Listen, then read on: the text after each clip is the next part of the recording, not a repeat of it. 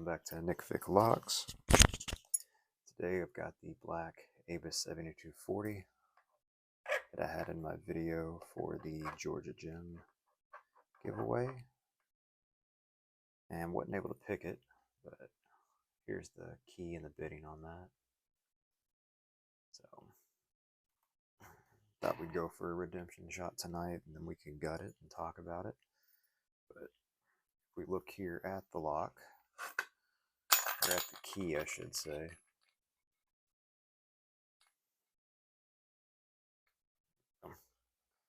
so we can see here in 1, lower cut, 2's high, 3's low, 4's high, 5's high-ish, and 6 is low. Did I read that right? Yeah.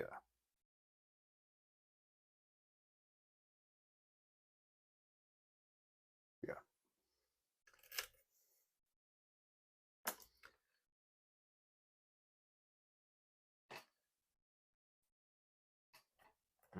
I think that's preventing it. There it is.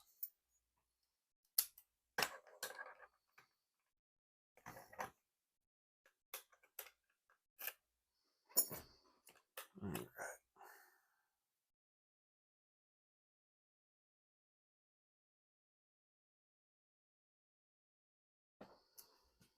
All right. Let's go with 1, and then 2.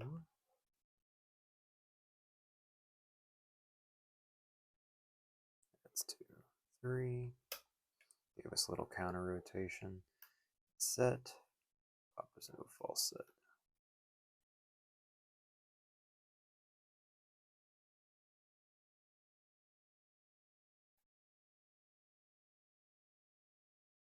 All right.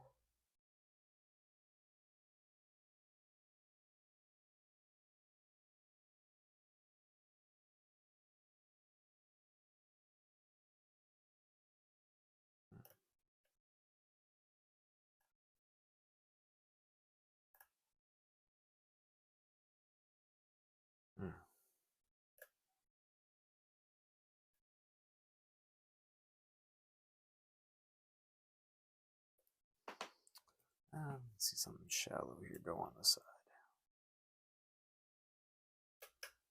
Here we go. And that's counter rotation from the spools. You can tell as I was pushing that up, this way here, you could see the tension tool in my finger going back opposite of how I'm tensioning.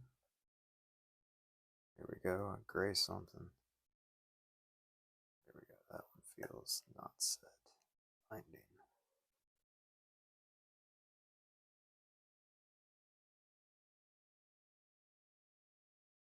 There it is.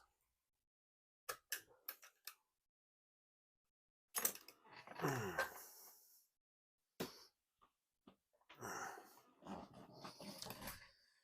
right, let's get this taken apart and go over what's in it.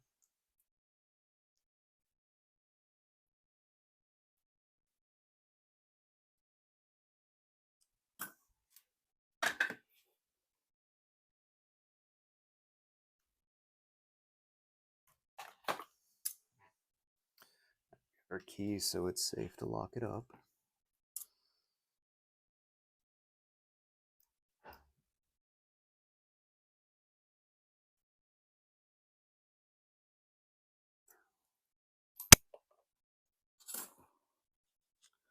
Oh, there it is.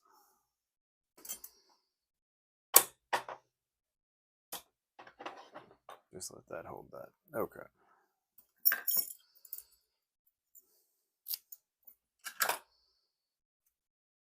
Now, it's always good practice, in my opinion, to use a shim. Definitely if it's a challenge lock, but not as much on a standard. But let's get that in there.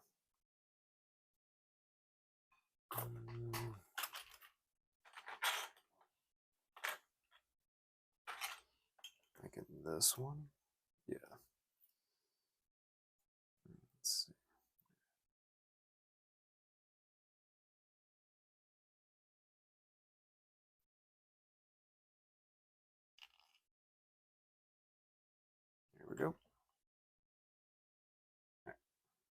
So you can see with the key, all of the pins are at the shear line flush, which is what allows the core to turn and rotate.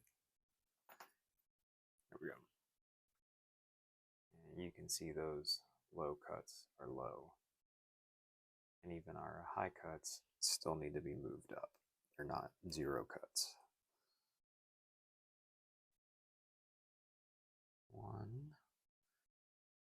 2, 3, 4, 5, 6. And that's what we're looking for. All of the pins, or the key pins in this, are standard key pins. No security key pins. Whereas the American 1100 does. They'll have serrated key pins.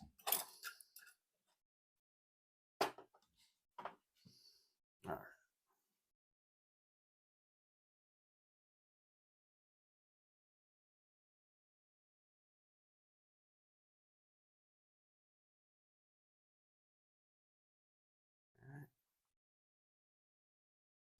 See, 1 is standard, which is why it sets first and easiest. 2 is a spool.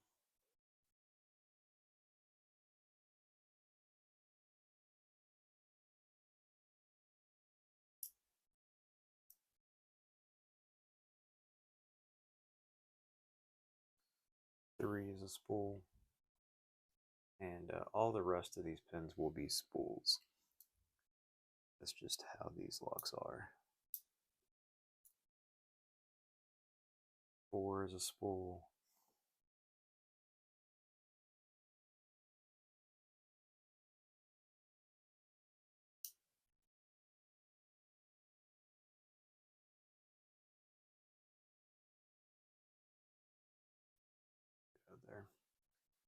5 is a spool.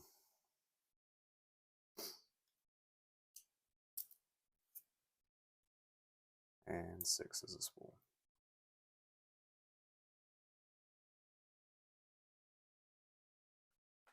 So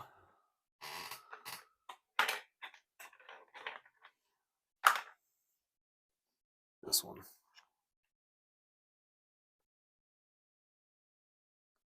And here, let's use pin 4, because it's a low cut.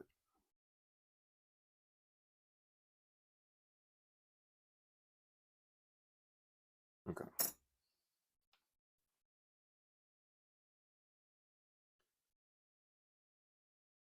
And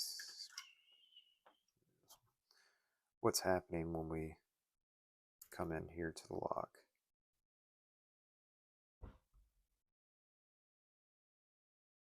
There we go. As we push up on that key pin, the driver pin is going to move. So as this comes up, we have rotation on the core. It'll get stuck here in the middle part, or the waist of the spool, which is what gives you that false set, because it's so much thinner. It allows the core to turn a little bit more than it does normally. But if you get in one set and all the remaining are spools, it'll put you in a false set and you're just hunting the spools. So let's get this semi-pinned up here.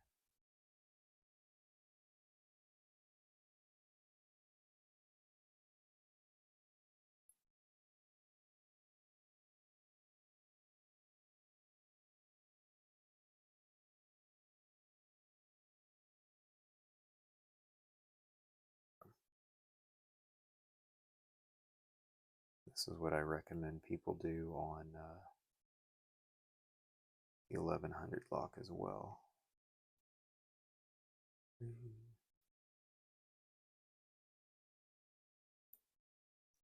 talked about it in my 1100 video.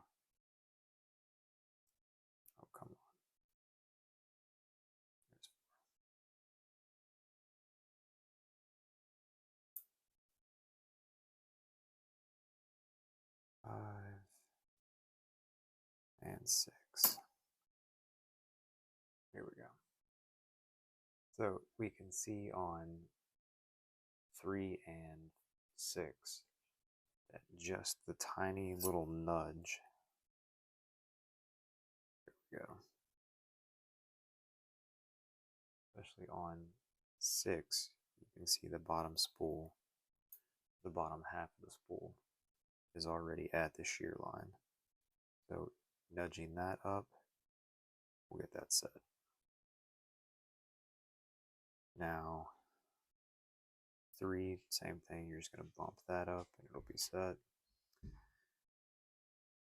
Now, because of how 4 is positioned, where it's already at the waistline of the spool when the lock's at rest, it's probably not going to bind until the very end. It might be the last pin that binds. But 2 and 4 are going to bind about the same time. Yeah.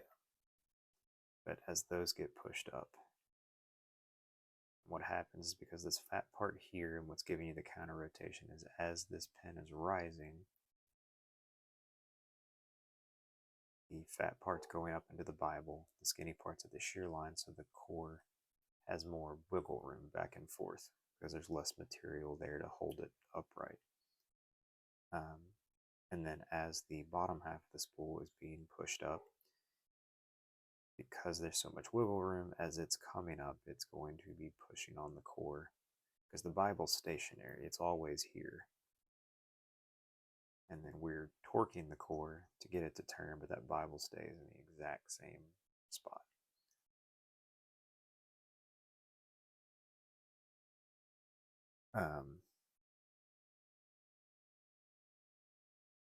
I lost my train of thought. But so on these, you're going to set pin 1 first. It's always going to be the first binder. It's going to be easy to set. You can set that without tensioning the lock and then tension after you feel like you've got it raised up enough. And then you're just hunting for what spools are binding. And the bitting on your key is going to help you figure that out. Excuse me. Because where these high cuts are probably going to bind late, just due to the way the spool is positioned with the shear line, or orientated to the shear line.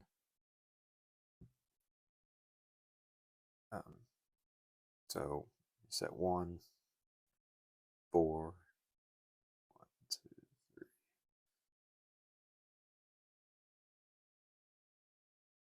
3. Okay, there's 1. 1, 2, 3, 4, 5, 6.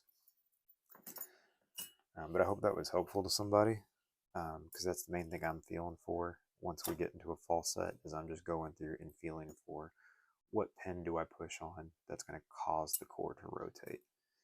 And when it does that, that's the pin that I know that I need to set, so we'll do that and keep pushing on it until we get that click and maybe a little more core movement.